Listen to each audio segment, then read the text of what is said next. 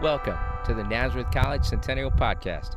I'm your host, Timothy Nealand, and in each episode, I'll be guiding you through stories of amazing alumni, fascinating faculty, or the hidden history of the college. Today's episode, The Good Samaritan, Sister Barbara alum, Selma, 1965. It was in the Good Samaritan Hospital. Sisters of St. Joseph took care of us. If it hadn't been for these brave and courageous sisters, I don't know what would have happened to us. That was John Lewis, one of the leaders of the civil rights movement, who was badly beaten by police when he tried to cross the Edmund Pettus Bridge in Selma, Alabama, as part of a peaceful protest towards voting rights. Taken to Good Samaritan Hospital, that is where he met Barbara alum, who's the subject of today's podcast, and she is our Good Samaritan. Our story begins not in 1965, however, but much earlier, when the Sisters of St. Joseph, Rochester, helped create the Good Samaritan Hospital. Could you remind the listeners who Rose Miriam Smith was? And Yes. Good Samaritan was so significant when it was opened. Yes. So Sister Rose Miriam Smith was, of course, one of the five founders of Nazareth. She was our second president and is who Smith Hall is named after. One of these days, I'm going to get a group together and we're going to work for her canonization for sainthood because she is an amazing woman, a scholar, a forward thinker, and was able to build a network of education and healthcare here in Rochester, in Elmira, and in Selma, Alabama. And was in the archives, there's some wonderful records of her really, when we talk about deep listening, she heard the stories of what was happening in Selma. She heard how for a 9-county radius, there was no access to healthcare. It's like you having appendicitis and needing to drive to Albany to seek medical attention. Well, there was no hospital within a 9-mile radius that would see African-American patients. And there was no nursing school in the South that would accept African-American students. So Sister Rose Miriam Smith sent a group of sisters down and they started a clinic, which turned and grew into Good Samaritan Hospital, which grew into Good Samaritan Nursing School, the School of Nursing. Sisters who were graduates of Nazareth College staffed that hospital and taught at that school, including Sister Barbara alum, empowered the community through knowledge, through training and educating nurses, to providing quality health care, lived in solidarity. Their stories, and Sister Barbara can share the sisters that lived there experienced trying to get driver's license, they were turned away. Trying to vote, they were turned away. Sister Rose Miriam Smith knew the systematic obstacles that the sisters were going to face, but she still sent sisters there anyway.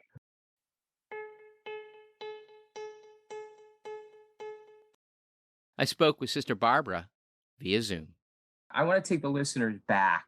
We talk about the civil rights journey back to the 1960s, when you were in your 20s. And can you sort of paint a word picture? What was it like to be in your 20s and go from the Rochester area down to Selma, Alabama? Okay, it was 1959, a long time ago, and I was 1 year graduated from the nursing program at Nazareth College.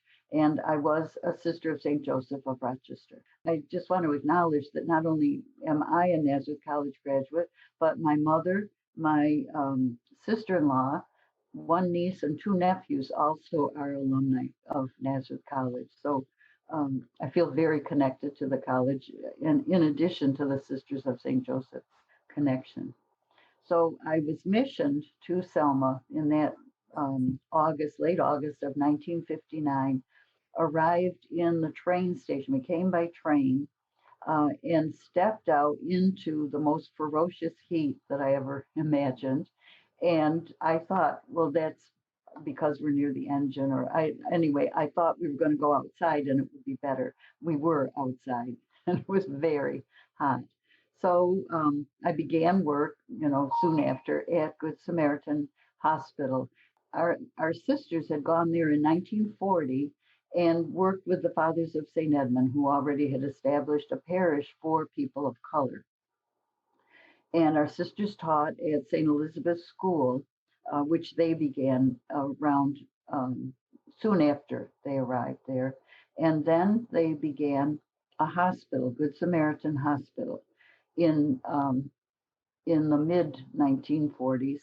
And in 1950, the first graduates of the licensed practical nursing program at Good Samaritan graduated. And so I arrived, all of this had been established. All of it was for people of color because they were segregated. So there were uh, several counties around us that would not admit people of color to their hospital. And Good Samaritan was the only hospital in a number of counties that admitted Black people. And the School of Nursing was the only vocational school for Black people in all of Alabama at that time. My understanding is that this was the only hospital that would treat people of color for 9 counties. Is that correct? At 9, I had the number 9 for a Okay. long time. One of our, but yes, that 9 counties came from somebody who lived there and I think was probably very aware and was a nurse at Good Samaritan. A wonderful, wonderful woman. Segregation and white supremacy was strictly enforced in Alabama. And some of our LPN students told me it was far worse segregation and white supremacy in Selma than in their hometowns. In Selma, the White Citizens Council was the power structure. The mayor, city court, judges, businessmen, all were members. Jobs, housing, even living in Selma were under the control of the White Citizens Council. And you could see the differences in neighborhoods where Black people lived and where white people lived. The streets were not paved, there were no street lights on those side streets where people of color lived. The students told me at one time that they were not allowed, if they went into stores, they were not allowed to try on clothes. If they were in a department store and picked out clothing, they could not try it on first. They couldn't even try on shoes. Um, More sinister source of oppression, even than the White Citizens Council, was the violent and racist sheriff and his deputies. With the voting rights movement, which gathered force around 1963 in Selma, with education in nonviolence, and that is so important. These people were schooled in nonviolence, and the movement came out of the Black churches, and they held mass meetings for people in which they learned about voting rights and were prepared. People began in numbers to attempt to register to vote. And this was met with resistance, particularly by Sheriff Jim Clark and deputies. The registration office, which was in the courthouse, which was his territory, was unexpectedly closed, or hours were shortened or not published. When a federal order demanded that at least 100 people be registered each day, the registrars made sure that no more than 100 were registered of the many more who stood in line. Another sister, a Good Samaritan office worker who was also a woman of color, and I went together to register. We stood in line for 6 hours. No bathroom or food or drink breaks were allowed. When we got into the county courthouse building under Sheriff Clark's jurisdiction, we heard the registrars saying it was time for their break. Then a little later, they closed for lunch. In the afternoon, they closed again, quote, to relieve people in the offices down the hall so they could have a break. On the voter registration, when I registered to vote, I got a ticket of some sort, and on the top of it was a banner with a rooster, and the banner said white supremacy. So voting was under the banner of white supremacy. We did register, but not before answering questions about how many voting districts there were in Alabama, and for me, would I bear arms for my country? Americans were in the Vietnam War. I realized I would be willing to be there as a nurse, but I would not bear arms.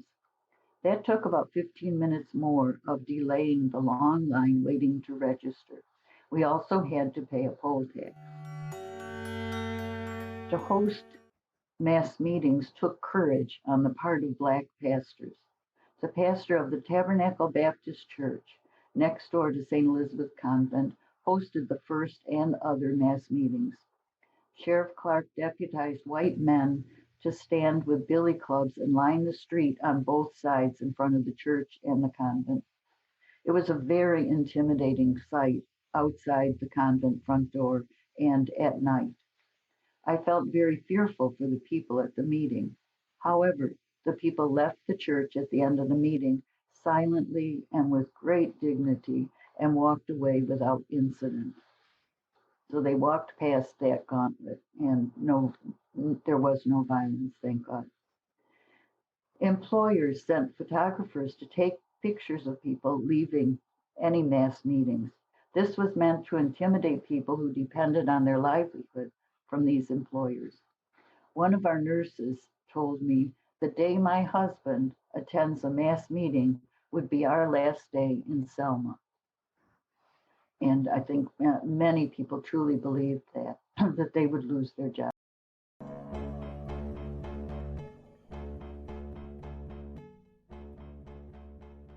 James Baldwin spoke at a mass meeting next door to the convent. Although we do not have a clip of that speech, here's James Baldwin describing the situation in 1965, and sadly, it sounds like he could be talking about today. The view of most American Negroes, or the experience of most American Negroes, the situation in Alabama and Mississippi, which is spectacular and surprises the country, is nationwide. Significant Negro population, because until today, all of the Negroes in this country, in one way or another, in different fashions, north or south, are kept in what is in effect prison. The truth is, the Negroes have been fighting for this 100 years to obtain their rights, but and the country has ignored it. And the technique of the country has mainly been to accommodate it or to contain it, but never really to change the situation. And what has happened in our time, in these last few years, is that it's no longer possible to contain it. And the technique of accommodation has broken down. For the first time, really, the situation is now in the open, and no American can ignore it. More people participated in the voter registration movement and marched to the courthouse to register. They were at times met by violence from the sheriff. Children marched, aware that their parents could not and aware that their own future was at stake in the movement. In one incident, the sheriff and deputies on horseback chased a group of children 4 miles outside of Selma, using cattle prods to give them electric shocks. Children were also arrested. The sisters made and took peanut butter sandwiches to Camp Selma, but were denied access to the children. We later heard that the children either got no sandwiches or sandwiches filled with sand.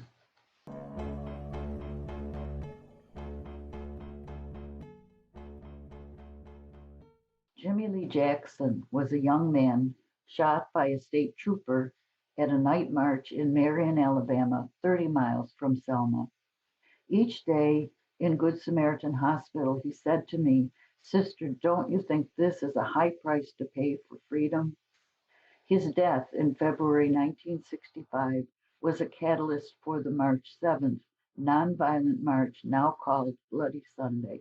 Could you describe a little more about Jimmy Lee Jackson? You're right to say that he's someone that was very important and well known in the civil rights movement, seems to have been neglected in history.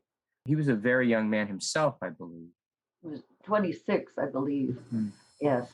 And one thing that I remember about him was in the hospital, his family apparently had put a picture of him as a high school graduate, a cap and gown.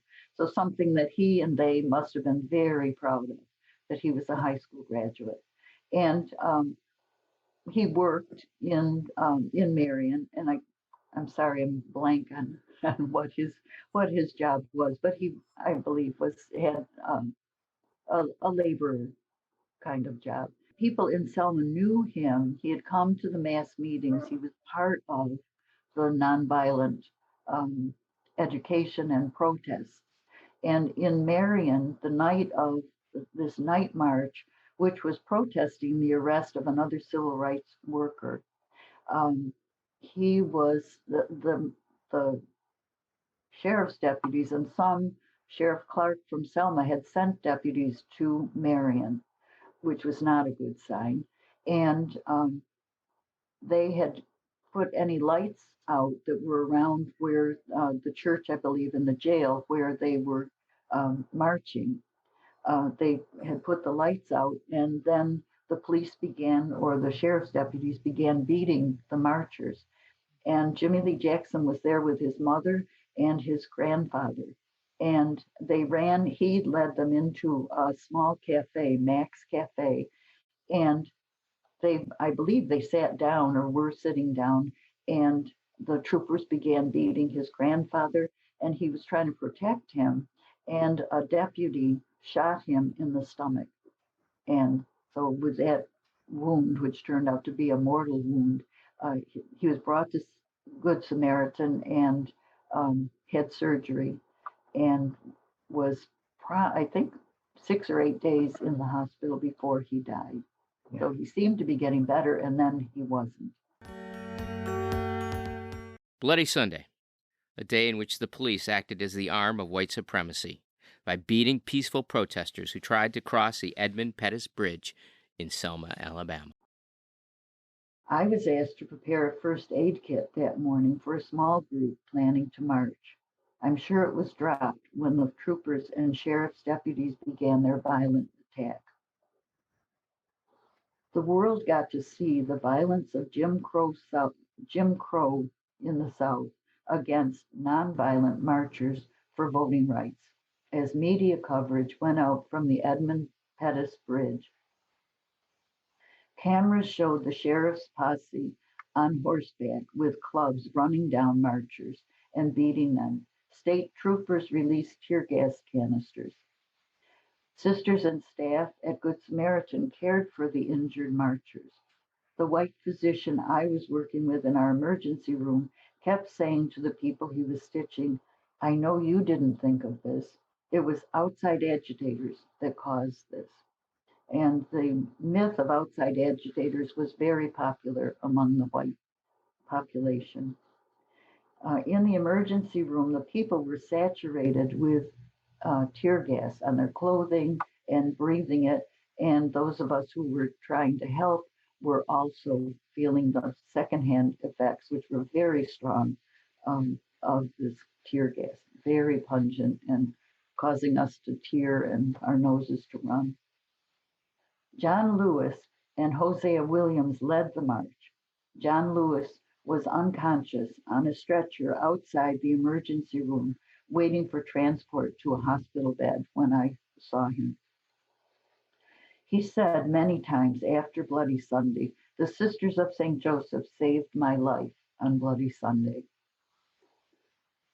The late Congressman John Lewis agreed to be the graduation speaker at Rochester Educational Opportunity Center, where I was teaching in 2014. He told the graduates at the Eastman Theater to get in good trouble. He also repeated that the Sisters of St. Joseph saved my life on Bloody Sunday. Courageous and just marvelous human being.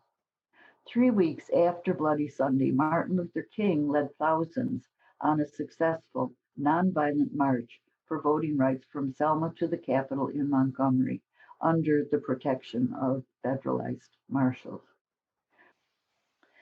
We are today aware that we have much work and change of hearts to achieve the beloved community both Dr. King and John Lewis aspired to for America. Dr. King told us hate is too heavy a burden to bear. We pray that we as a nation can realize this truth and live by it. We also will do well to remember John Lewis's words, "The vote is the most powerful nonviolent tool we have." There was a couple in Selma, Amelia Boynton and her husband, whose name I just forgot, but anyhow, from the 1930s, they were leaders in a movement to get voting rights, a very quietly but very persistently. So I went back for and Amelia Boynton's name was the name, her husband died, but her name was a name that I heard many, many times from staff in Selma. And I didn't quite understand why she was so important, but she was recognized and beloved. But in 2015, I went back for the 50th anniversary of Bloody Sunday, and President Obama marched over the bridge with his wife on one side and Amelia Boynton in a wheelchair on the other. You did return to Rochester and had quite a career here as well. Can you give the detail about that? Well, I returned first to St. Joseph's Hospital, where I had been that 1 year after graduation. I had been there, and I returned as an instructor of nursing students. And then I went to U of R and got a master's degree, and then and returned again for 2 years to Elmira. And then I was offered a job at University of Rochester. Some of my colleagues knew where I was and that I was um, thinking about a move, and so they leaped on me. And um, I was a clinical instructor. I was an instructor and clinical instructor there. Then I went for another. I guess I was in a supervisory role for a couple of years also there.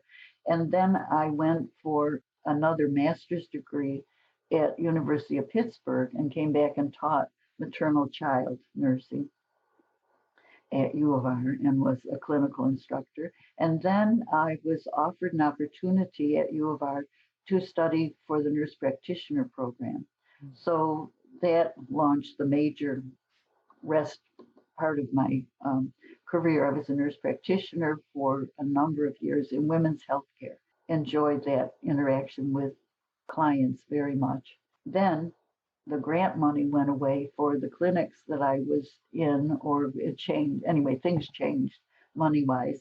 And I took a job at Rochester Education Opportunity Center. So I spent the last 12 years of my quite lengthy career. I retired just after my 80th birthday from Rochester Education Opportunity Center, and still was finding that I loved the students and loved being there, but thought this is the right time. And so I then retired and volunteering. One of our sisters started a drop-in center, a drop-in house on Lyle Avenue in a very underserved and kind of troubled neighborhood in Rochester, and did a needs assessment and really found that the thing that people were most lacking was trust and friendship of one another. When COVID began and we still had the place open, we've always served breakfast on a Tuesday morning. And people came in and sat and we had plates and a very nice breakfast. And we decided we would serve, a more simple breakfast sandwich and put it in a bag and hand out the coffee. But we simplified some of the breakfast. And we discovered we put it in a bag to go, and nobody went. They hung out in the yard around. And so we said, well, this is what it's all about. Their friends are here and they're talking to us. And so this is wonderful. Reopened. I am waiting until my COVID vaccine takes effect. So I won't go back there just yet. I have 2 weeks actually to go. And but I look forward to going back and people gradually coming back, especially as the weather changes and the word gets out that we are back and serving people. But that's my ministry now. Sister Barbara continues to seek social justice and offers these words of wisdom to those who would take up the struggle. So I think a question is, how can those of us who are white become anti-racist? We can read and educate ourselves on the impacts of the structures of racism. We see in our own city differences by race that disfavor people of color in terms of jobs, housing, schools, health, and mental health, disparities, rates of arrest and imprisonment. the COVID virus has affected people of color at much higher rates than white people. We need to be aware that systems created these differences, and we can be part of the solution by being aware and politically astute in choosing elected leaders. And an example, citizens in the town of Brighton voted to remove the white-only restrictions from neighborhoods in the Brighton area. We can learn about white privilege and white fragility. If we are white, there is a lot that we can learn and need to learn. But a very good beginning, I think, is Peggy McIntosh's article, Unpacking the Knapsack of White Privilege. And an excellent book, I believe, is Cast by Isabel Wilkerson. And there are many, many more, and many people speaking on podcasts and Zoom and etc. Black Lives Matter signs, I think, are another way of showing solidarity and concern for the way people of color are treated in our society even today. Several of our convents have Black Lives Matter signs in front of our convents, and our Mother House on French Road also has one. Our Justice Office from the Sisters of St. Joseph now includes an anti-racism committee, and we have committed ourselves to learning more about our own white privilege. Some of our sisters have joined the Elders and Allies out of the protests around Daniel Prude's death on Jefferson Avenue in Rochester last March. We are dismayed at the treatment by Rochester police of the 9-year-old girl who was handcuffed and pepper sprayed by police instead of being helped and comforted in her distress.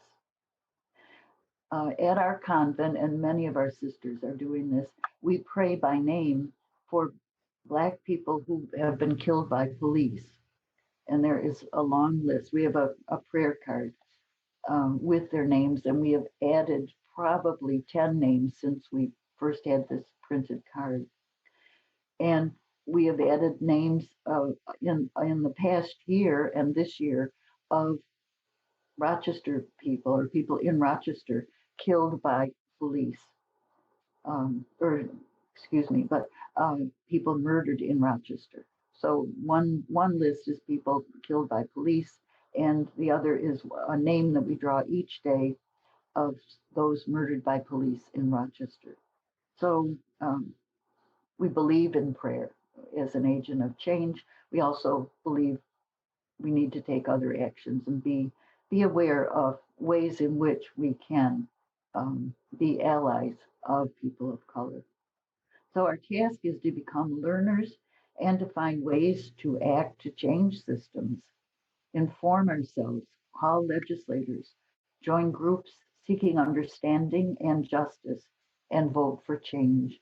And very importantly, if we join groups that include or are led by people of color, to be learners in that situation and not to think that we have solutions. Important to remember, I believe, and this helped me very much when I was in Selma, is just that line in Genesis, remember that each of us is made in the image and likeness of God. And to remember that Jesus gave 2 commandments he called great: love God and love your neighbor as yourself. And with those words of wisdom and kindness, we close out this episode of the Centennial Podcast. Our thanks to Jamie Fazio and Barbara Lum for speaking with us, to IRTV for the clip from James Baldwin, WWMA for John Lewis, and for the Free Music Archive, which supplied us with music from Scan Globe, Imminent Threat, and David Hilowitz, Equal Proportions. And of course, our thanks to you, the listener. If you like what you hear, let us know. You can email us at publichistory@nas.edu or call us at 585-389-2649.